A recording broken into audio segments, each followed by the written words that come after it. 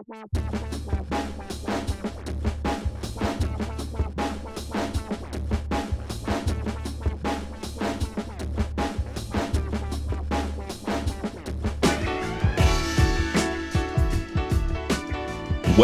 to episode 23 of the SNARLcast about indie wargames and their design, coming to you from Snarling Badger Studios. I'm Adam, and I'm here with Vince. How you doing, Vince?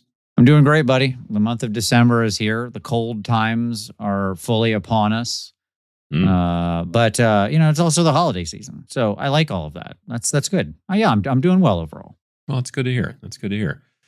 In today's episode, we are going to talk about a sometimes contentious, I think, topic, more often than not, and that is balance in war games. Myth or fact?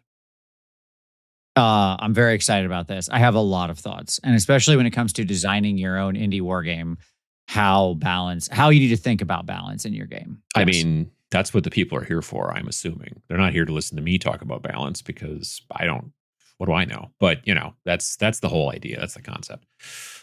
So, yeah, let's see here. You mentioned it being cold. It is currently 9 Fahrenheit here where I am.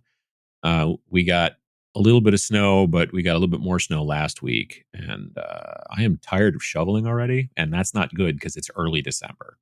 Yeah, you got a lot of shoveling left. You got it worse than me. Yeah. No, it's probably 30 here. I mean, it's below freezing, but it's not, as bad. Now I have to go outside more than you, probably, just because that's true, every 30 minutes I got to take this new little dog outside, and she is not always as what do I want to say, prompt with the business as she could be. So right. Do you have to have like a little coat for her?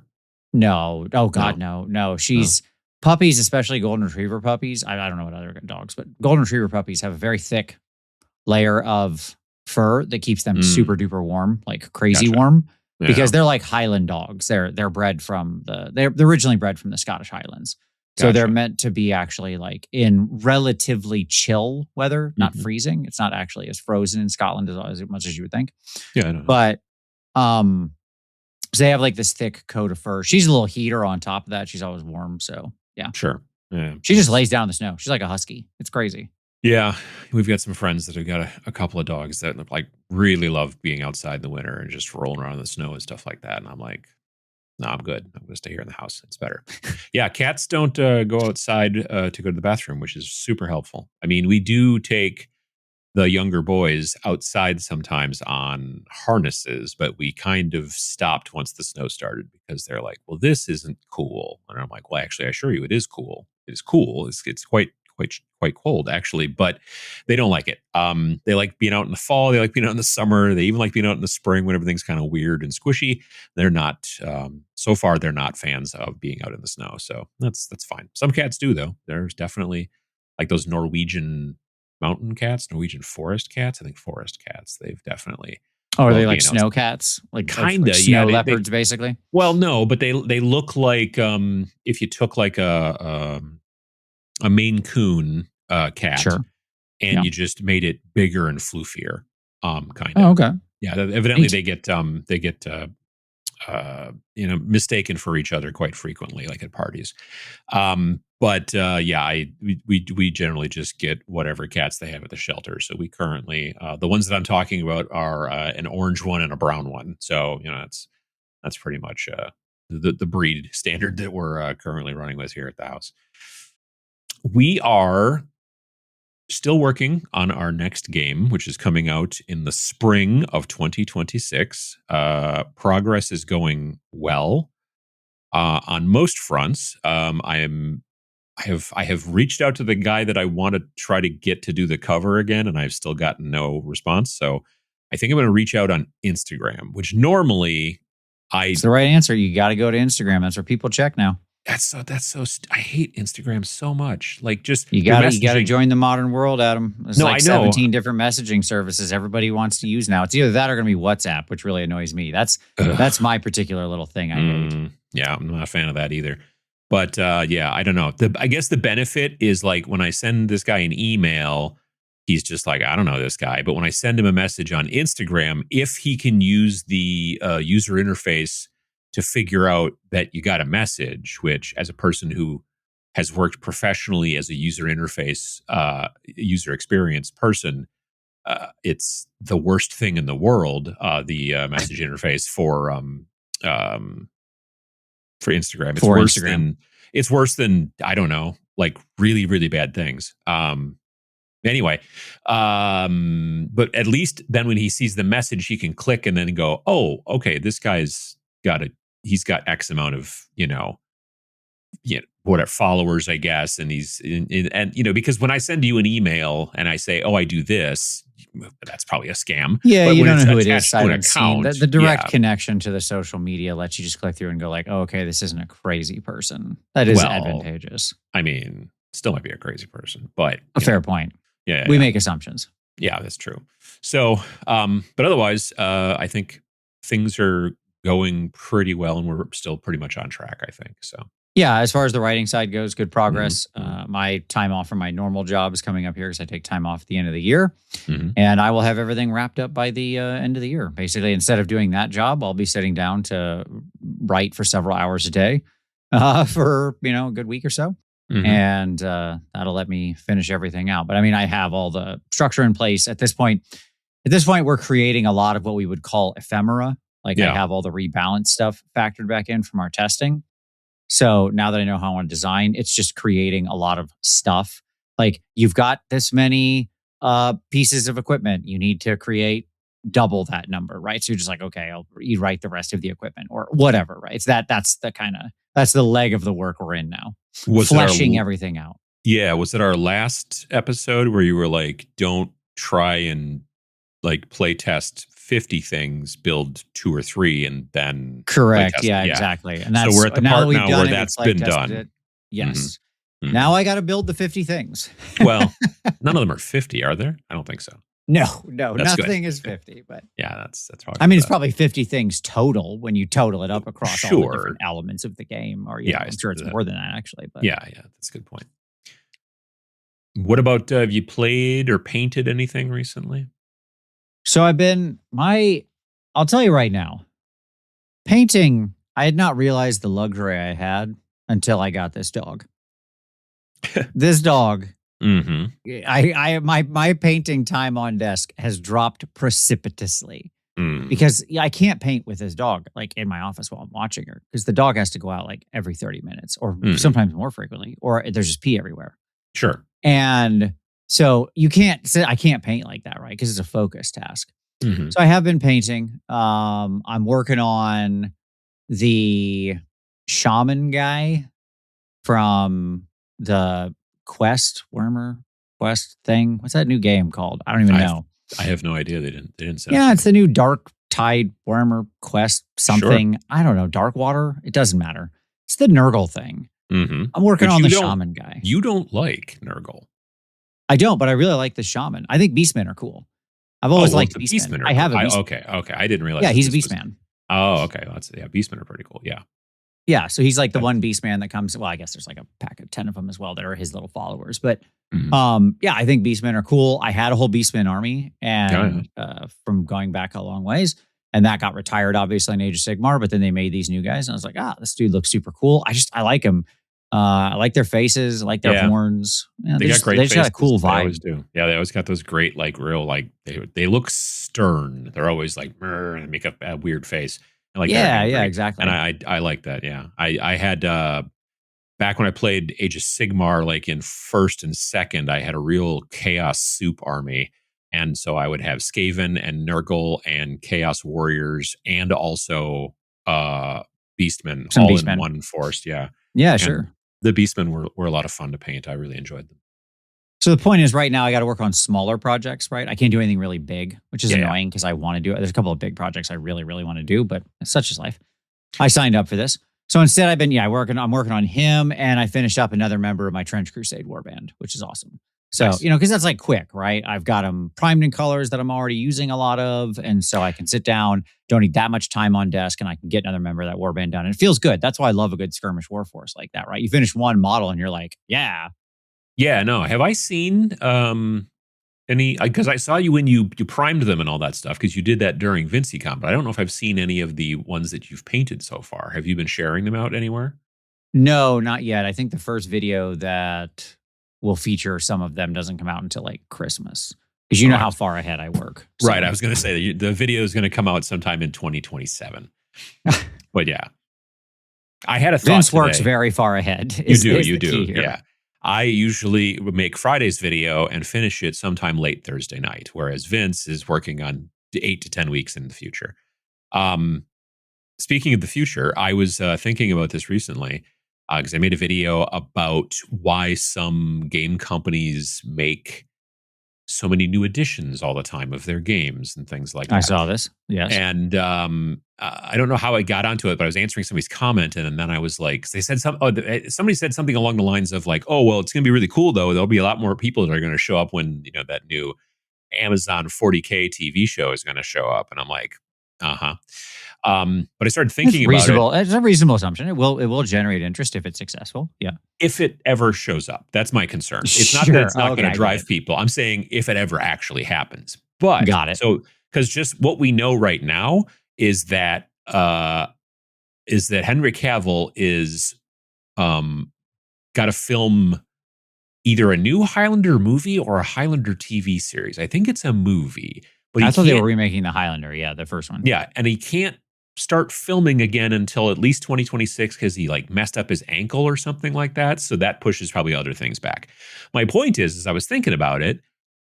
If they were smart, they would try to have this thing come out in the summer of 2029 because that'll be the beginning of 12th edition 40K. Yeah. Because I don't think you're going to be able to align the release schedule of television and a big box game. I just don't think that's going to work.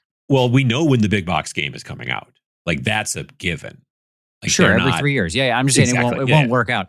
Look, but if you give them enough runway, I'm just saying. It just doesn't work out because they released a magic card set in the world of D&D with the D&D like characters from like Baldur's Gate 3 in it. Yeah. As well as like expansion content for the movie. Like all of that kind of stuff was in the thing.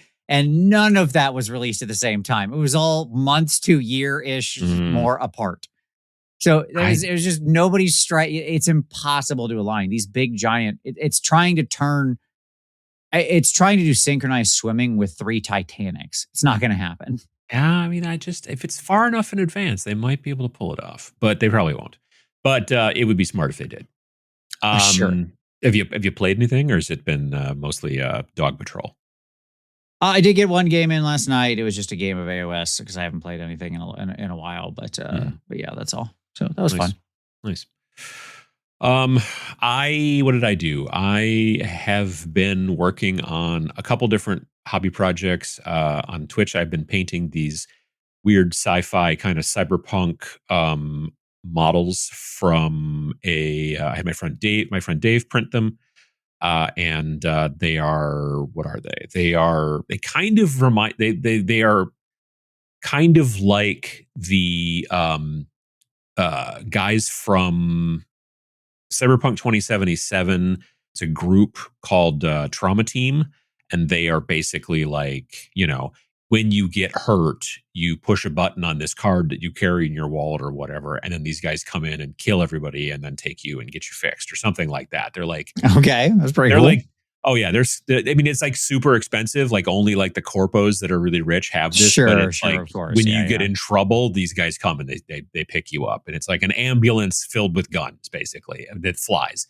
And the models were pretty cool, and they're sculpted by a guy on my mini factory who goes by the name Papsicles. It's like popsicles, but spelled different. I know him. Yeah. Great sculptor. Yeah. No, it does good work.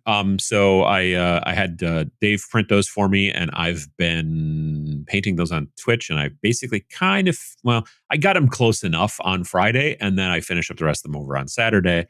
And then this evening, I was working on the Trench Crusade models. Speaking of Trench Crusade, that I built, the Prussians that I built when I was at VincyCon at your place. And so I've added a couple other guys too. I added in a heavy mechanized infantry guy who's like the big sort of like, power armor dude. and I added the Sniper Priest because Sniper Priest is just awesome. So they're all primed and kind of zenithalled. I did some research about like, because everyone's like, well, Prussian blue because the Prussians, and I'm like, eh. And I looked at a lot of like other stuff that was closer to 1914, and they definitely had a tendency to move. In the field, they move back to gray, whereas maybe their like fancy dress uniforms might have been Prussian blue. But that makes sense. It's I'm trying to go for a warmer gray, and I got close. I used crap, I can't remember. It's a color from Army Painter airbrush line. It's like Corvus or Raven. It's got some sort of crow terminology in the name. I forget which. And then I'm also going to give it a nice warm unifying wash at some point during the process, which will also warm it up a little bit too. So looking forward to painting those. I'm going to start painting those on Twitch. And so that'll be fun. And and I also 3D printed on my FDM printer. Mini Wargaming has this line of terrain that they're doing now where they'll either print it and ship it to you, or they'll just sell you the STL. And they have these really cool statues that are just like terrain piece statues. Love a good statue as a terrain piece. Absolutely. Oh, yeah. One of them is like 18 inches tall. Like it's two giant pieces you have to like print separately and then glue them together. And then it's just this huge, monstrous, like just this big. The Colossus of Rhodes kind of thing. Well, it's like, I feel like it's like, my headcanon immediately is like, this is potentially the planetary governor. You know what I mean? Because he's got a bit of a gut, and he's kind of, he's got a, good head of hair and a mustache and stuff like that. And he's all dressed fancy. And I'm like, all right, planetary governor. That's pretty cool. I get it. But they have a slightly smaller version, which I was able to print as one piece, which meant that it was less than, because the print volume on that thing is like 256 by 256 by 256 millimeter, which is about 9 and change inches. So it's a 9-inch cube, let's say. Okay. So, but I was able to print this as one piece, which means it fit within those things. But it's a smaller version of that statue, but it's also sort of busted up and broken. And there's like little ladders and stuff that you can attach to it. And then it puts like they've built little platforms like on his shoulder, like they kind of just cool. And then it's like, and there's sandbags, and you can use like his little sniper position and stuff like that. And I was printing it with a normal nozzle, the 0.4 millimeter nozzle, which is the stock nozzle. It took a day and 17 hours. So that's a lot of hours. Yeah.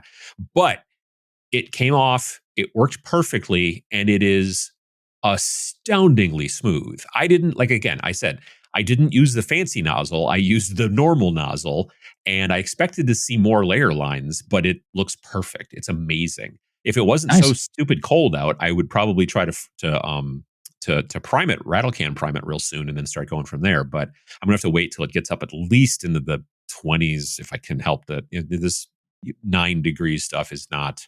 It's not ideal. You run the risk that the spray literally freezes to some degree or condenses as it's coming out. Yeah. You will if you get that cold. You can prime in cold, as with all the things you always talk about. As long as the fig is warm and the can is warm and all that, then you walk outside and put it somewhere else inside to degas and all of that.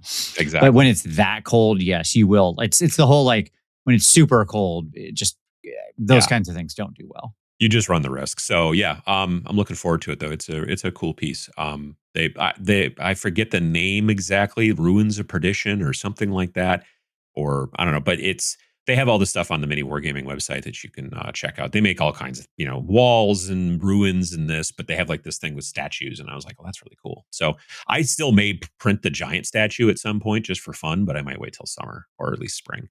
Because like I said, he's a moose, that one.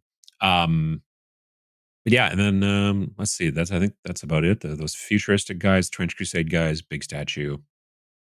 Yeah, I think that's pretty much a lot going on. Pretty good. Well, I try to keep busy. I should have because this weekend I didn't have any streams, and I was also planning on trying to do some like organization in my hobby area, and that didn't happen. My wife was gone this entire weekend. Basically, she had several shows because it's Christmas time, so she had a couple of bell choir concerts, and then she's in the symphony and all this stuff. So this weekend she was gone most of the time, so I was watching movies and junk like that. But yeah. I get it because I had to sit up and watch the dog because my wife was also gone most of the weekend. So I was not able to hobby at all.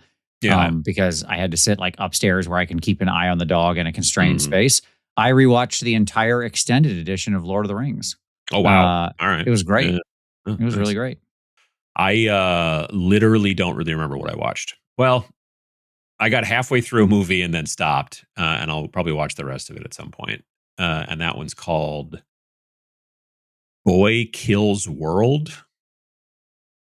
And it's slightly, like is that the continuation of the very popular sitcom of Boy Meets World? No, I don't think so. It's one of the Skarsgårds, Bill, maybe the one that was Pennywise.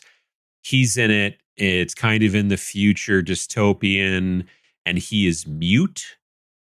And his internal monologue voice is H. John Benjamin. So it's from like Archer. Yeah. So it's him as the internal monologue, but Bill doesn't talk the entire movie, but he's been trained by this sensei for quite some time to fight back against the ruling class or whatever. And like I said, it's an action comedy and whatever, and it's not bad. But I got like halfway through, and then I was going to do something else, and then I paused it, and I'll watch it again later. I don't know. Right. And then the other movie that I watched, I can't even remember off the top of my head right now what it was. So it was very life-changing. Another thing that can change not your life, but it can change the way the battle flows is balance. Wow, I was really fascinated as to how you were going to land this plane, but I love it. Okay, great.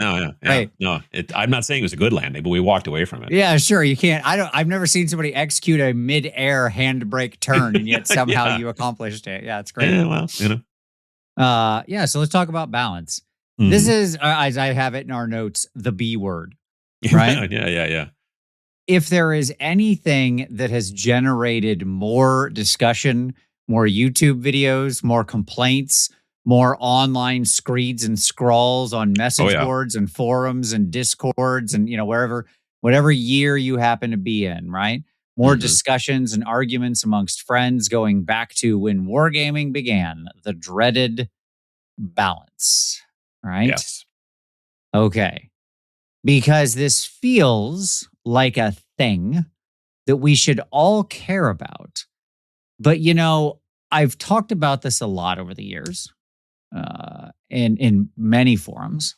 Mm-hmm. And here's the fascinating thing and where I want to begin. Adam, what does that word mean? What does it mean? What does it mean to you? If I say this game is balanced, what does that mean? It means then that it is another B word, which is boring. I've done videos as well about balance in the past, and I don't think it exists specifically. People talk about, well, chess is balanced, and except that I think the white team always goes first.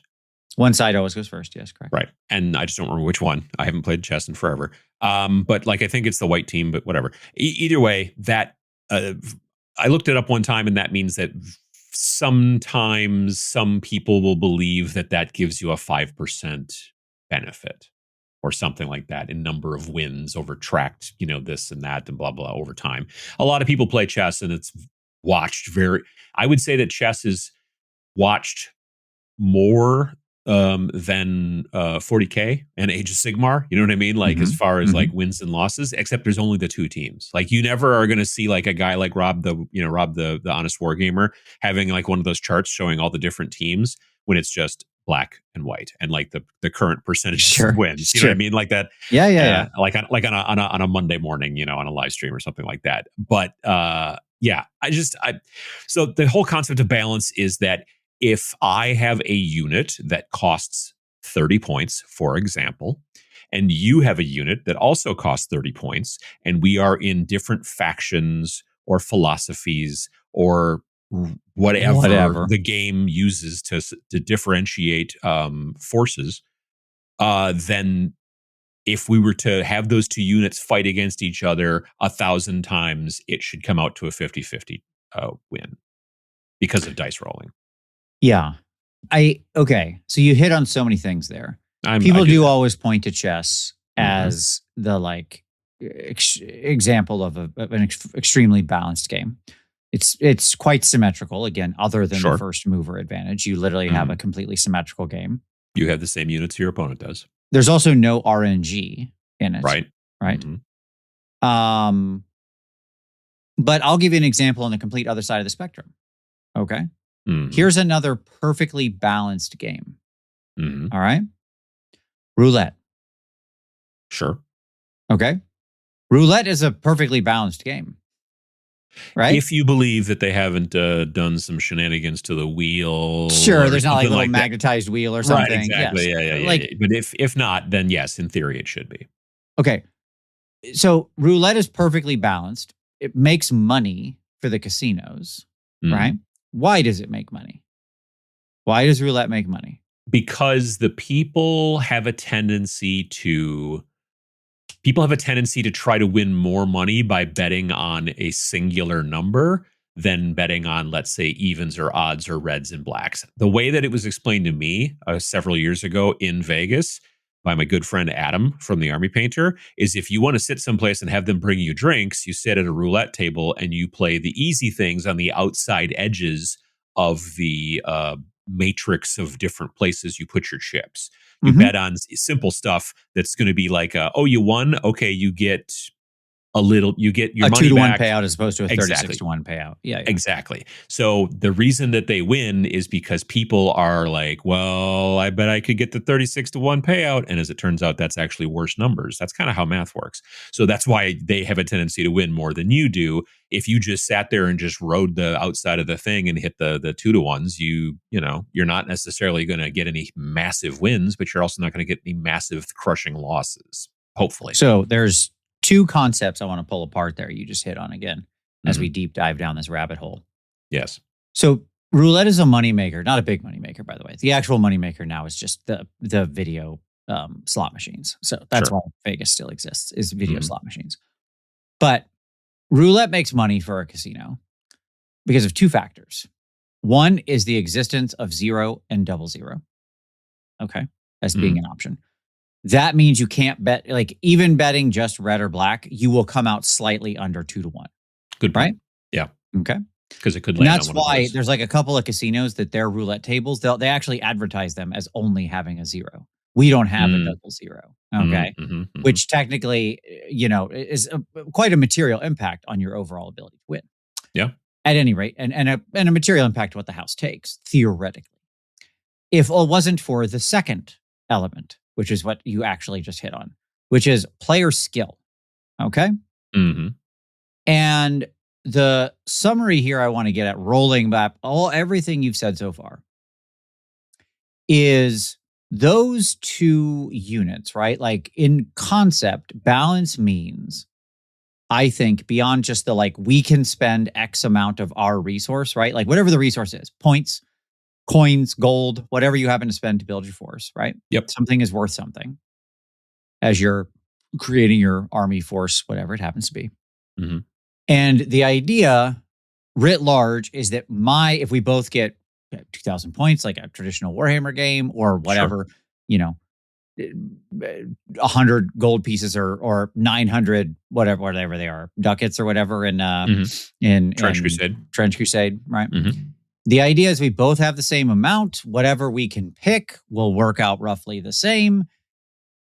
But just like the casino, the only way that works is through the law of large numbers, right? Like you even said in your example, if they fought 1,000 times. Right. Right? But the player skill is actually a huge deal. And so to return us back to chess, like, chess isn't a perfectly balanced game if I am a chess master and you haven't played chess in 5 years, but you roughly know how the pieces work. Right. And we sit down and play. I'm going to beat you in a very short series of moves. Well, right? Yes, but if you put, I think where the complaint comes from for people is that, which is what makes it so much different than chess. Again, talking about the lack of RNG. If I take my pawn and take your pawn, take my pawn to take your pawn, whether I'm a good player or not, it will get taken. You know what I mean? Sure. Like there's no Sure. oh, whereas if you were like in a situation where like I have this ability to roll this many dice and then do this, and if you're for whatever reason, due to the lore, due to whatever you want to, you know, for some reason, this guy's got better armor than they should at 30 points, then that's where the balance, you know, gets all screwed up is because, oh, well, that guy shouldn't be that good. And I think that my guys should be better at 30 points than they are. And then that's where the problem is. And it's this always constant, like, you know, undefinable. Sure, because humans have negative bias. And so we view the misperformance of our play. Yes. My point is balance is this really complicated thing that we simplify down when we talk about it and say like, well, this game's not balanced or something, or this is imbalanced or whatever. Because you've got a lot of stuff in the mix, right? You have the traditional RNG. Balance really only makes sense if you talk about it in the extreme aggregate, right? Looking at win rates or unit pick rates or success rates over like thousands and thousands of comparisons of those things, right? But any one individual example, i.e. every time you play the game, your play of the game is never statistically significant, right? Sure. No. Will always vary. Almost all war games have a pretty heavy amount of RNG in them, whether or not they use like dice or cards or something. Yeah. And then in addition, you have the massive player skill gap problem, right? In chess, they actually have, you know, ELO, right? Like you have a rating and they can pair you against other people who are within your bracket. And you can know that you're playing someone of relatively equal skill, right? Sure. And so my point is that the way they achieve balance in chess matches isn't just subtracting out the RNG. It isn't just the symmetrical pieces, but there's also all this other work that goes into you having they flatten the player skill curve, right? So that you're always punching at theoretically in your weight class, or something like that. If you don't think about it like that, that's all stuff that's very hard to do when it comes to war games, right? Basically no game other than like the very biggest, 40K, AOS, maybe a couple of other big games, can actually even begin to collect enough data to know whether or not they're balancing it by the law of large numbers. There's just not enough data out there. There's not enough games being played that are in some format you can actually like data mine, right? There's no way other than like there are some creative ways to get at this. You can reverse engineer player skill, but it's really hard. There's no like official player skill tracking of like, I have an ELO of 1500 and I played you and you have an ELO of 1575 and blah, blah, blah, blah, blah, or whatever, right? Like at big tournaments, and I have never played in a big tournament like LVO or Nova or Adepticon. Like, do they take a look at your ITC number and or do they literally like round one, it's a giant random pile and then you play against people. And then as the rounds go on, people kind of get more top table, bottom table, blah, blah, blah, all that kind of stuff? Or is there like a seed thing that they do at any? No, it's pretty much random pairing. There are some like ITC scores and stuff like that do exist. Those kinds of things do exist. So I don't want to say like there's absolutely no knowledge of that. But my point is there's no knowledge of that outside of like, again, those biggest games, right? If you're talking 40K or AOS, they have some ability. But again, those aren't completely determinative. There's plenty of really great players that just don't go to enough tournaments to register. Now, that being said, no, generally it's a traditional Swiss pairing. So like that's why the big tournaments go 8 rounds, 9 rounds, because the first time you're just like those players, the first 3 rounds or day one is just like a nothing for them unless they get a bad luck at the draw and actually play somebody good. They're just gonna snowplow the first 2-3 people they play, right? And then they'll start sorting into like the appropriate brackets where from that point in the tournament on, they're actually facing other people who are theoretically closer to them in skill. And again, those people might have just lucked into a 3-0 by the end of the first day. And they shouldn't normally. And then they play that 4th game and just get completely curb stomped. And then, then they're like, oh, it's because my Eldar aren't balanced. But to bring it back to the original question, the reason that I want to go down this rabbit hole is because I think there is so much here that we just breeze over when we talk about balance, right? And because you always say like, well, my army should be balanced against your army. And that's what people say. And they don't go any farther, which is fair. what they're actually asking for, there is a need here. Okay. There is a player desire here. And the player desire is not actually for balance, right? My normal life is a product manager. That's what I do for a living, right? Mm-hmm. And the number one thing you have to develop as a product manager is a sense of what the actual problems are in the world, right? That you have domain over as your products, so that you're trying to actually solve those problems, right? And players are saying, when players cry out for balance, they are saying something. They want a solution, but what they're actually asking for is to not get curb stomped, right? Mm-hmm. They want to feel like if they roll up to the game, they have a relatively good chance of having a fun game and maybe winning. Mm-hmm. Okay. And in general, what that means is that they will be able to experience the game in some capacity without feeling like they never had a chance, or they were just like, spitting into the wind.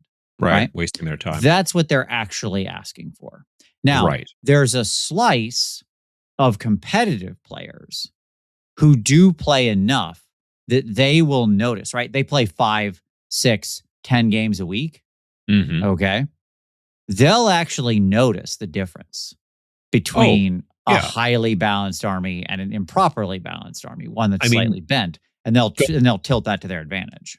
Going back to Rob, the Honest Wargamer, I mean, like, they're looking every Monday morning at like what the win-loss ratio is for different factions and things like that at the tournaments that happened over the course of the weekend, and you can see these percentages, win-loss percentages for the different factions, and obviously some of that is user error or user skill. Some of it is obviously some randomness. You could be like the most skilled player in the world, but you start rolling nothing but ones, and then what are you going to do? But there's also times when you're like, oh, yeah, these guys are super overpowered because of reasons, it very frequently happens when something new comes out. Here's this new codex. These guys come out, people buy all that stuff. They start taking the tournaments and realize, oh, gosh, these guys are kind of a win button, people will say. And then that's where the concern and that comes will from. happen, where it's just like, this army's way too good. And like, even in the hands of where it starts to make people get the real feel bads is they don't like it if they roll up to the table, put their pieces down, right? Play the game and feel like they literally never had a chance. They attack, nothing happens. They get attacked, everybody dies. They try to do something, they get stopped, right? Like all of this stuff, that's what leads to the feeling. Now, it's important to note that players are very bad at distinguishing between the player's skill made that happen and the other person's rules made that happen. Yes. Okay. Most players are very bad at distinguishing those two things. Right? I agree.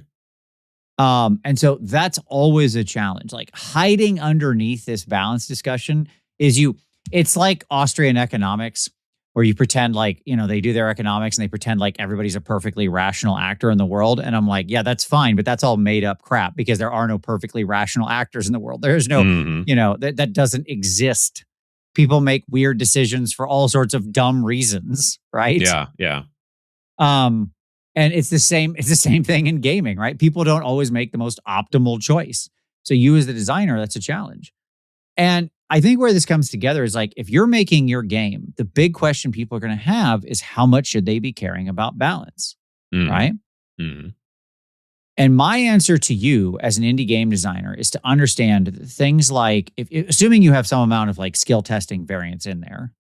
We've talked about that some in the past. We'll probably do a whole show in the future on like skill testing elements and like how to use them.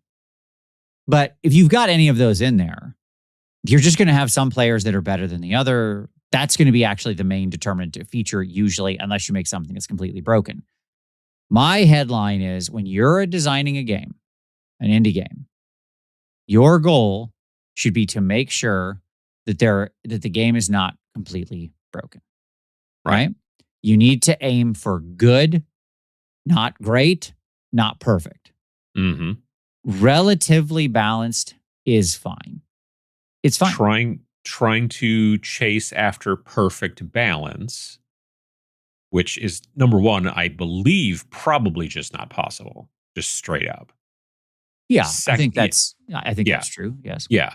But to try to chase that, like and again, to bring it back to chess, even like the best way possible, maybe in a war game, to bring everything into as close as possible to balance would be to have basically mirror matches and everything be exactly the same on both sides, and everybody, and at that point, that becomes a really dull game. There's a reason I don't play chess, and it's not just because you can't paint the figures, because technically you can if you want to. They're just not, particularly cool. Although there's probably some cool ones out there.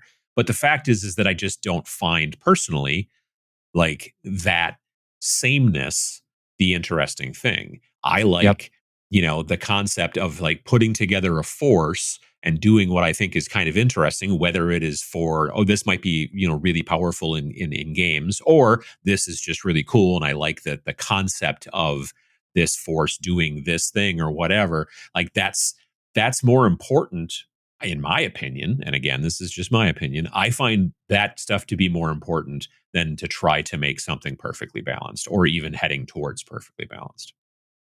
Yeah, because you're going to have, sometimes when you solve problems, you can butt up against other problems, or you can influence or create or exacerbate other problems. Because I think your most interesting thing you can do as an indie game designer is make a game that people want to play, that people love, that people find really interesting, really compelling, really unusual, right? That they feel like they can put their personal stamp on. And one of the biggest ways that you can get at a more balanced game is to reduce your options, your choice points. Okay. Mm-hmm. The less actual choices that are made, see chess or roulette, previous examples, right? You make basically, in roulette, you're making a choice of where to put your chips, but you don't make a choice about the structure of the game, right? You have X number of chips and you place them in place. In chess, you have the same number of pieces as the other person, same types, right? Mm-hmm. So the more you can restrict your choice field. So like what I mean by that is just think, okay, let's say you're building a game. You're building elves with shotguns, to continue this particular bit. Right. Coming from Snarling Badger Studios in 2026. You all think I'm joking, but this is going to be real. You're building elves with shotguns. You have your teams of 4 elves. They all have different types of shotguns. And you want to put in a whole section about cool shotgun modifications that you can do, right? Like neat shot choices, right? This is the shot that lights you on fire when you hit it. And this is like the marker light shot. And this is all these different kind of cool shots, right? Those are all options. But every time you add that kind of ephemera, right? Especially if it's a choice, you can either take X or Y, or taking X costs some amount of in-game resource.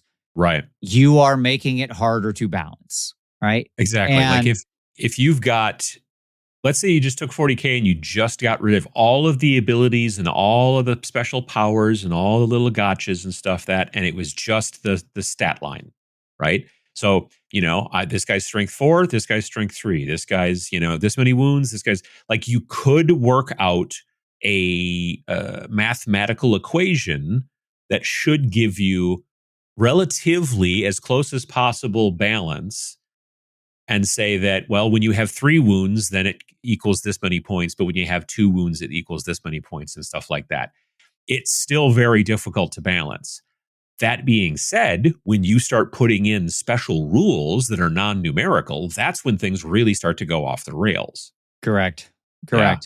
So the question is, what do we do, right? Like, how do we do it? So Tom, our developer, what he does is he takes everything I create, all the numbers, he plots them into Excel spreadsheets, and he does like mathematical regression on them in those spreadsheets to make sure that there's nothing that's like an outlier. So for example, he does a basic like XY cost versus ability breakdown in the Excel sheet, and then that creates dots. And then he looks and sees like, so this troop, let's say, costs 14 space bucks, right? And its stats are like 3, 4, 7, 2, I don't know, whatever, right? And then there's another troop that costs 22 space bucks, but its stats are like 4, 6, 4, 3, right? Okay. And then that you can get a line out of that. And he looks for outliers, right? That's the mathematical regression. You don't have to go that far, by the way. You can also just like play the game a bunch and see what feels weird in different combinations. And then that's his second step is he just plays the game a bunch and sees what feels weird. Right. But math is math. Being able to sit down and like run those numbers, you can find problems that'll crop up before having to play 5 games or 10 games Correct. or whatever. That lets you find the obvious stuff of like, oh, this guy's way too good. Right. Yeah. You're getting way more stats for the punch out of this one than you are out of this other one. You can bring that in line.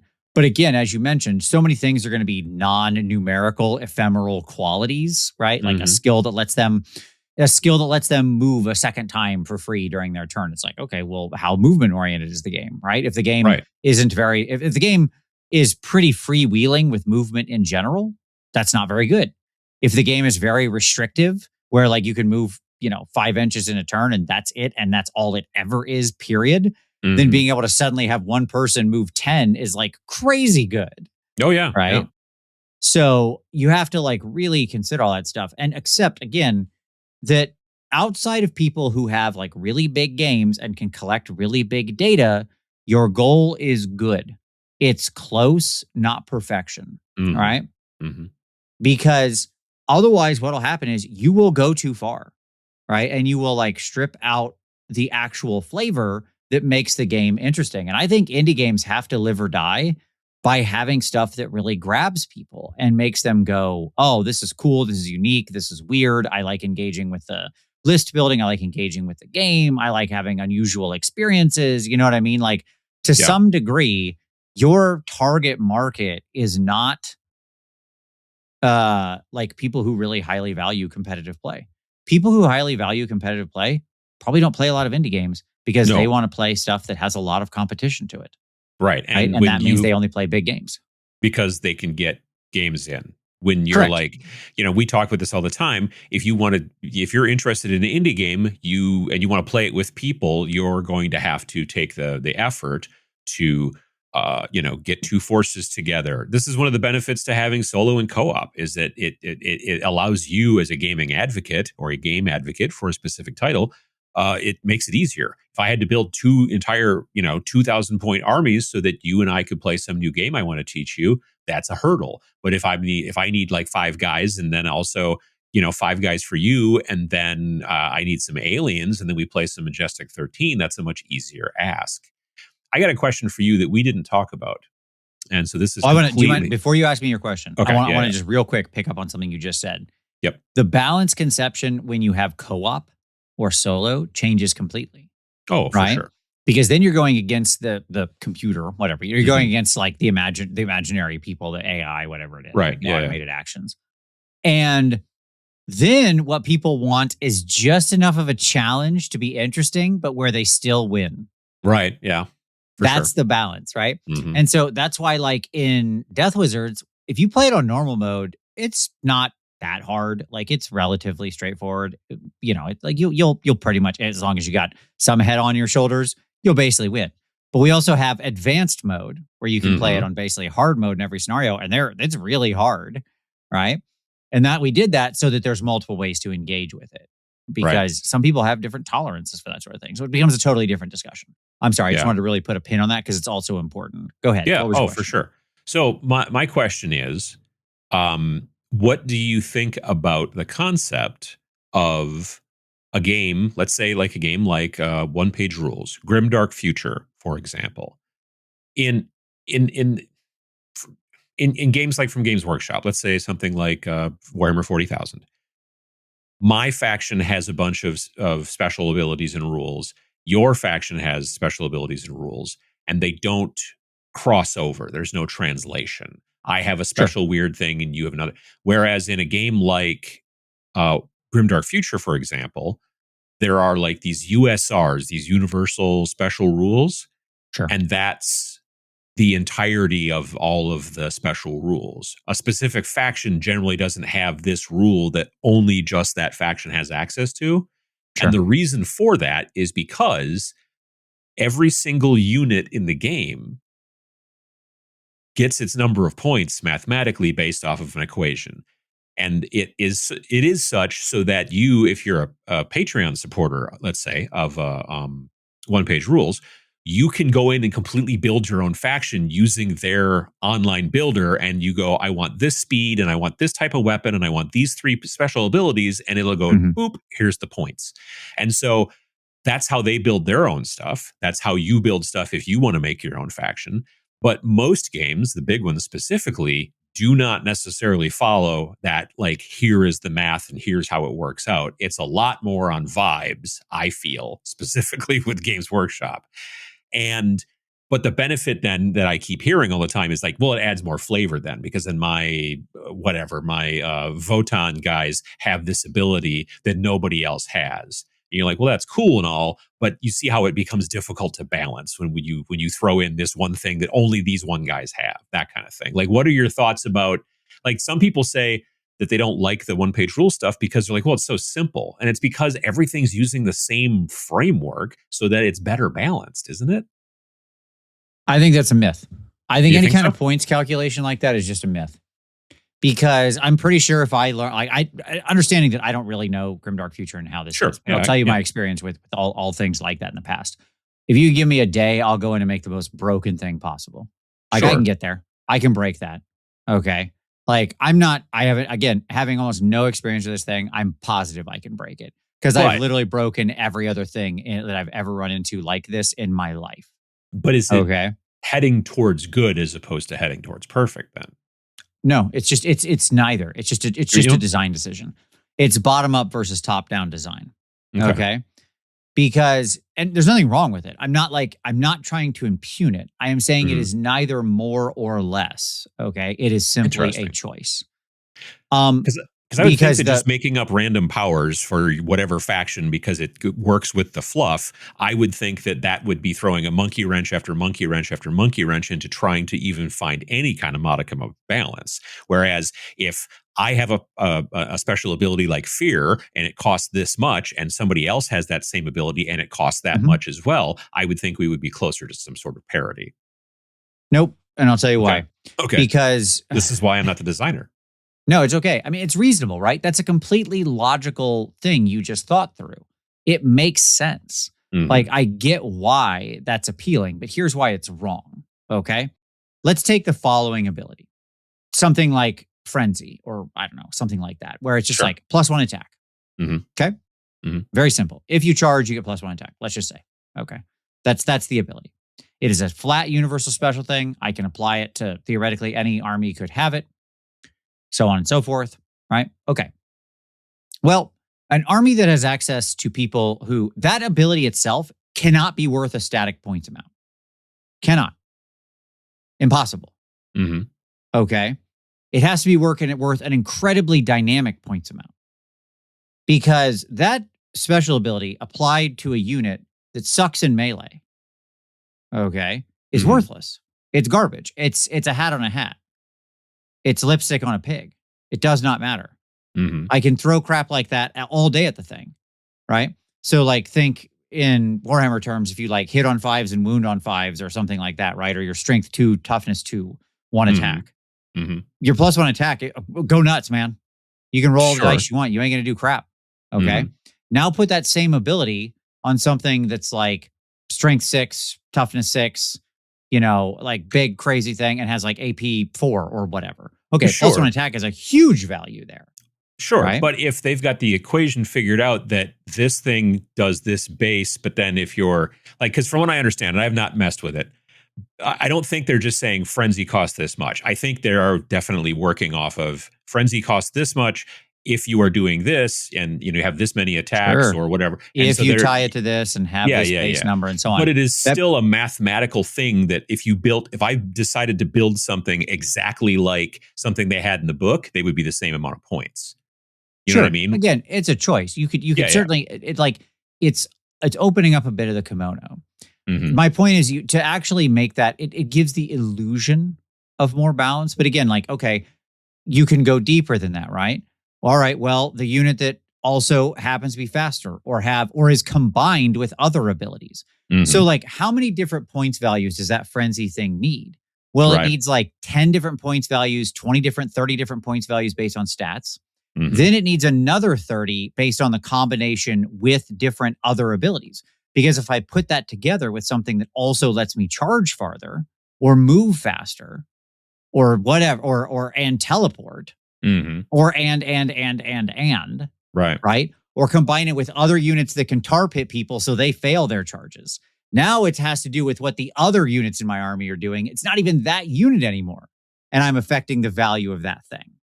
Okay? So are you saying that in general, it is better as a designer to try to work on vibes and testing and less so on specific equations or mathematical constructs? Or is it a mixture of all of those things? I'm saying you should always you can have some math. Like I said, you can regress with math, but that's only ever going to get you so far. Right. What I'm ultimately saying is it's all vibes, unless you can get it truly big data. If you can put it into, I mean, I'm sure you could just if you can write your game, I'm sure you could actually code up a regression engine for it and have it run like thousands and thousands of games against itself if you're a whiz-bang coder or something, see how it plays out. Like that's one way you could cheat around the system. But I'm saying it's basically all vibes. Within most, the game design world as it currently exists isn't one where people have created software that lets you run a million simulations, right? That's so it's all vibes. Weird that some company that's like $5 or $6 billion market cap couldn't find some sort of programmer who could potentially. I would honestly believe an indie person would do it first because they would just vibe code it out using AI or something. But at any rate, so my point is the actual difference there is bottom up design versus top down design. The problem with that bottom up design of like, here's the generic pool of abilities and then you build things is, they do feel like they have less flavor because they do. It's true. Okay. Like it's not wrong. It's not wrong, but they have less flavor because you will not always be able to put together the exact right combination of those abilities to properly represent the thing you're trying to represent. And you will start shoehorning them in. Okay.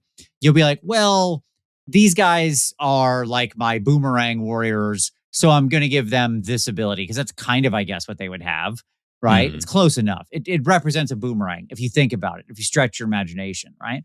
Or in a top-down design, you would go, okay, these are boomerang warriors. They move real fast and they throw boomerangs at people and their weapon returns to them and blah, blah, blah, blah, blah, right? And you would just write the rules for that thing. Okay. That will feel more flavorful because every rule has been bespokely created to represent the thing that it is, right? Now, in the end, that's just as possible to balance if you operate within a scaled set of ephemera, right?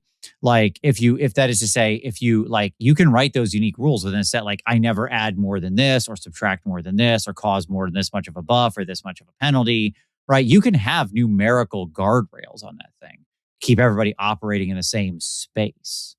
Is that, you understand what I'm saying? It just means that it's not, there's nothing innately balanced about one versus the other. I'd interesting, like Magic the Gathering does both. Right? Okay. Magic the Gathering has universal special rules like you're talking about. Vigilance, first strike, those kinds of things. Keywords on cards. Yep. Trample. Yes. Those are universal things. Theoretically, they have a color pie that says this color will never get this ability. This color will frequently get this ability, and so on and so forth. So they have this concept of like the color pie. But we'll put that to the side for a moment. But they also then have bespoke designs on cards, right? Where like this thing is this thing. And so it gets this ability because that's what this thing should look like, right? Like this kind of a creature should act like this. It's a big, giant, stompy thing. So it should be big. And not only does it trample, it also does this other thing, right? And so, Magic is a very, very complicated game to talk about balance with because then you have to get into format. But my point is that plenty of people play the freak game and don't seem to mind, right? I mean, there's always something that pops up and then all of a sudden somebody's like, oh, well, especially from what I understand with Commander, when you are dealing with a much larger pool of cards, when you're dealing with basically more standard, all the cards, yes. Right. When you're dealing with standard, you're using the last, 3 sets, or I don't even know what it is anymore. But it's a rotating thing. It's a rotating set, yeah. But if you're like, oh, we made this card and it does this thing and that seems pretty cool. And you're like, yeah, but if you go back to this card from 1998 and then you just do it, then all of a sudden it becomes just a massive problem. Things go off the rails, yes. Exactly. Get into that. I'm so glad we got to this point because this is actually one of the last things in my document, what I wanted to end on. The last thing in our pre-notes is the myth of balance and the value of chaos. I think, interestingly, there are two methods of balance, and you can employ both at the same time. The one is what we've already talked about. You mathematically look at things and try to see if they're balanced, and you run play tests and simulate games and stuff like that. And you say, okay, this feels relatively good, right? The other way you can achieve balance, especially in an indie game space where you know none of your players are going to run 1,000 reps, right? Is chaos. Okay. You can just create a lot of different weird options that are all doing relatively weird, powerful things. And if everybody is doing weird, powerful, unexpected, strange, unique things, everybody feels good. It will feel balanced. Okay. If everybody is crazy, then nobody is crazy, basically. Exactly. Yeah. Yes. That's exactly right. And that's why I find personally the balance conversation, and I said this at the beginning, is that it's just I'm not interested super much in balance. I'm interested in games that are fun. And if you're only having fun when everything is perfectly balanced in a game, I don't know what to tell you. You know what I mean? Like, again, this seems like the people that bring up balance the most very frequently are the people that are competitive. And I don't even mean necessarily tournament players, but people who are much more interested in win versus loss than fun versus not fun. You know what I mean? And I get it. Some people can't have fun unless they're winning, and that's fine too. There's nothing wrong with that. I get it. I mean, I don't get it, but I understand. I'm not going to tell them they're wrong, but it's not necessarily for me. If I won a game but didn't have a good time, then I lost. You know what I mean? Like, that's just the way it works. And for me, the potential chaos of this thing going off because of this weird circumstance where this happened and this happened, and that probably is a thing that might not have actually happened if we were trying to make this game into a simulation, but turns out we're not. You know what I mean? We're trying to make it a game. No, when we talked about the things you remember the weird dice rolls, the unusual incidents, creating memories. Mark Rosewater has a very famous talk where he says that if you design a game that is like, people rate their love or hate of the game, let's say like a 1, you really hate the game, 10, you really love the game, right? Mm-hmm. If you could design a game where like 55 to 60% of the people are 9s and 10s and 45 to 50% of the people are 1s and 2s, that's a winner. That's a successful game. If you design a game where 90% of the people are 6s or 7s, no one will ever play your game or care. Yeah, no. And mathematically, that doesn't sound right? Like, but wait, I got a way bigger audience. People are still relatively happy. Yeah, relatively happy ain't crap. Yeah. Right? Like, and so that's why I think that's why I say balance in the end becomes a bit of a myth, right? Because what actually people are going to value more, as long as you're not letting them blow out, like that chaos problem happens if there's like one chaos thing they can keep pushing the button on and just winning, then it's a problem, right? Well, it's not chaos at that point. It's a win button. Correct. When you lose the chaos, that's a problem, right? But if people feel like they're always doing something, like they're an active participant, that's what the cry for balance is. If they feel like their choices mattered, if they feel like they got to have fun and they got to experience something, and their plans, like in general, you're talking like, we'll do a whole show on psychographic profiles at some point in the future, but like your main targets for indie games are really Johnny and Timmy. And if you can serve both of them, you're fine. Sure. Right? Just have something that's cool, that they can plan, that they can plot, that they can choose, that they can experience. I have a distinct memory of playing a game of 40K against a guy named Owen, who used to be on mini Wargaming quite a bit. People who watched mini Wargaming back in the past probably remember Owen. He also used to be on Guerrilla Miniature Games Battle Reports quite a bit too, pre-pandemic and such. And he's a nice guy. And I played a game against him at this Wargame retreat thing out in Utah that I used to go to. And he's a very good player. He's a very, very good player. And I mean, he destroyed a humongous portion of my army in the first turn. And of course, because he got to go first, and and that's the kind of feels bad. I mean, whether the game's balanced or not, if you don't get to do anything and then you just take half your stuff off the table, there's a see our previous discussion about activation systems. Exactly. There's a balance thing you could fix, right? Like that's the thing. And so I think that I don't know. Like I said, I've made videos about it. You've made videos about it. Balance is like when it's really broken. Yeah, obviously people can kind of tell.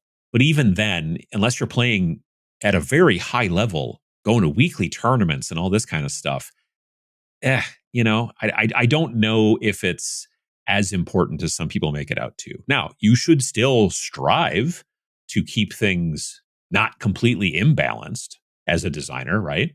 Mm-hmm. Yes, that's what I said. You want it. You need to hit good, not great, not perfect. Yeah, good. Yeah, right. Because if your balance is a 7 out of 10, but your fun people are having is a 9 out of 10, you're in a good place. Absolutely. That's where you want to be. Absolutely. I think honestly, if your balance was at a 2 out of 10, but the fun was at 9 out of 10, you're still at a good place. I mean, Yeah, you can get to the point where there is a point where the dark side of this will erode everybody's fun, right? Because again, if you set up, Adam, if every time you set up and you knew you were playing one of 3 different forces that can show up in the game, you just lost and we're not going to have a fun game, you're going to stop playing that game. I guess in that situation, I was thinking more balance as opposed to like more randomness. Like if it's just like, if it's the chaos part where all of a sudden you're just like, oh, like look at Gaslands. Like in Gaslands, I mean, like I've played some games of that where it's just like everything goes off the rail in the first turn, and like, well, I could have won if I hadn't blown up when this person bounced off of that person and then crashed into this thing, and then and that's kind of that's but we all had a great time. And in my mind, that's the most. More Time is an extremely beloved game. It is a very imbalanced game. Absolutely, it is not balanced. Back when we used to play, and this is the thing that maybe we should touch on just a touch here towards the end.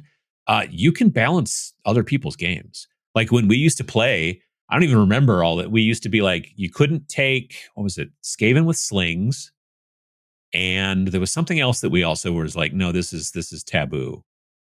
Possessed, like just in general, I don't remember. In Mordheim, I mean, it was. I understand. I couldn't tell you. I don't know what you're picking. I mean, possessed were a thing. That was no, I know, but amongst our group, we're like, nobody plays this. You know what I mean? Gotcha. Sure. Yeah, you put in your own house rules. Yeah, exactly. You can certainly because amongst indie games are going to mostly be played among friend groups, right? Mm-hmm. And those friend groups can always institute whatever additional decisions or choices they want to make if they feel something's off kilter. There's nothing wrong with that. You as the designer, your goal is to give them a tight enough play experience that they're not going to feel immediately put upon. Mm-hmm. That's the thing, right? Avoid that. Where it's just like, oh, because it will also reduce their choice perspective if it's not fun. If it's just like, well, this unit and this weapon and this special ability are just the best and I can take all those in mass, well, that's all they're going to take. And then they lose the rest of the game. That's the reason you should care about balance some. That's why if your balance is good, not great, not perfect, good, that won't happen.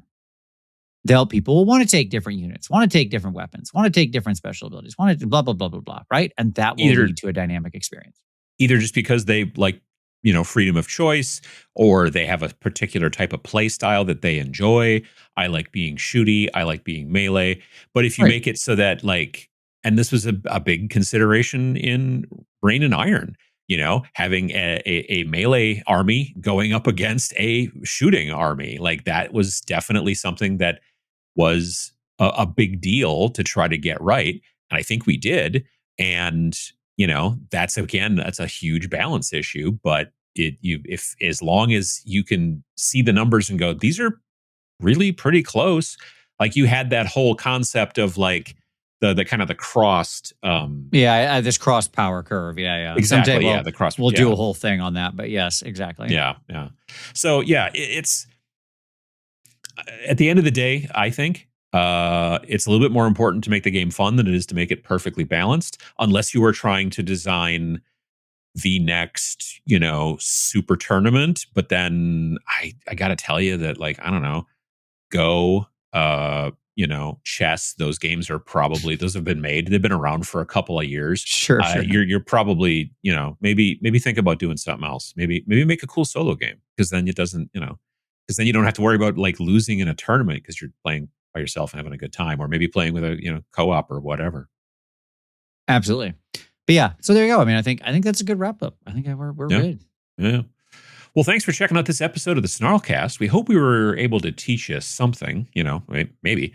If you've got suggestions for future topics, hit us up in the comments, either in YouTube, or you could send us some sort of message someplace else, potentially an email. You can please check out our website at www.snarlingbadger.com/snarlcast for more information and more episodes. And also on the Snarling Badger website, that's also where you can find our other games. And that's where the email comment form thingy is as well.